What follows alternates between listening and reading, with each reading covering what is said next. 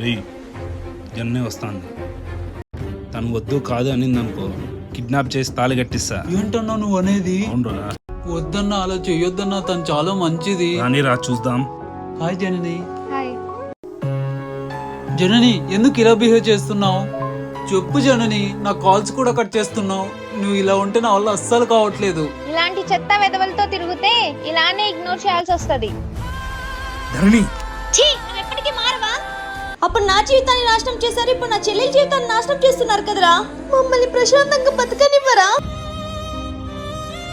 అక్క ఏడ్చకులే. సారీ ధరణి, తను మా వాడిని కాదంట అంటే. కాదు అంటే నా మీద యాసిడ్ పోసినట్టు తన మీద కూడా యాసిడ్ పోస్తావా? అలా ఏంటి చేస్తా ధరణి, నేను పూర్తిగా మారిపోయా. మారిపోయేనా? నా చెల్లి మీద చేయెత్తా? చూడు వంశీ, ఇలాంటి వాళ్ళతో తిరుగుతున్నావని తెలిస్తే నేను అసలు లవ్ చేసేదాన్నే కాదు.